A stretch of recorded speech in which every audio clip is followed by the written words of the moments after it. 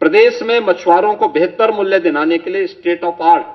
Wholesale fish मंडी और fish processing centre के लिए भी धनराशि की व्यवस्था स्टेट में की है। लैंडलॉक्ड स्टेट में यूपी की प्रगति इस दिशा में देश के अंदर अग्रणी राज्यों में है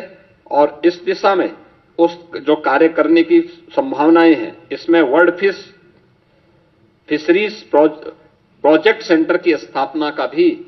एक बड़े कार्यक्रम को हम आगे बढ़ा रहे हैं, जिसको एक सेंटर ऑफ एक्सीलेंस के रूप में विकसित करने की कार्रवाई को भी व्यवस्था की है। 4 चीनी मिलों की क्षमता संवर्धन के प्रावधान को, जिसमें छाता मथुरा के अश्वनी और logistic hub wearing house complex हेतु भी धनराशि का प्रावधान किया है और अन्य चीनी मिलों में भी इसकी व्यवस्था के प्रावधान किए गए हैं। मित्रों, बजट में अलग अलग विभागों के लिए सभी बजट प्रावधान में काफी वृद्धि की गई है। खासतौर पर जो बजट के प्रावधान हुए हैं, इसमें हमारा अवस्थापना और औद्योगिक विकास के लिए भी इसमें काफी वृद्धि हुई है। आगरा लखनऊ से हरदोई फर्रुखाबाद गंगा एक्सप्रेस वे की कनेक्टिविटी के लिए धनराशि की व्यवस्था की गई है। गंगा एक्सप्रेस वे से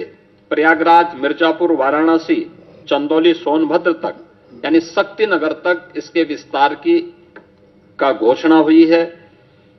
गंगा एक्सप्रेस वे को मेरठ, हरिद्वार तक ले जाने के लिए भी बजट में घोषणा की गई है और पूर्वांचल लिंक एक्सप्रेस वे को यानी सोनभद्र के शक्तिनगर तक, चंदौली, गाजीपुर तक ले जाने के कार्यक्रम को भी हम लोगों ने आगे बढ़ाया है। यूपी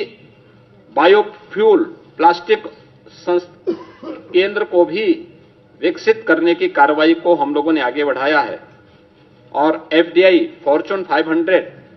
के अंतर्गत आने वाली जो कंपनियां हैं, एफडीआई के लिए आने वाली कंपनियों के लिए भी विशेष प्रावधान हम लोगों ने इस बजट में उसकी घोषणा भी की है। इसके साथ ही एमएसएमई सेक्टर में काफी बड़ी संख्या में हम लोगों ने इसको प्रोत्साहित करने के लिए कार्य किया है और एक बड़ा घोषणा, हर जिले में स्किल डेवलपमेंट के एक बड़े केंद्र को,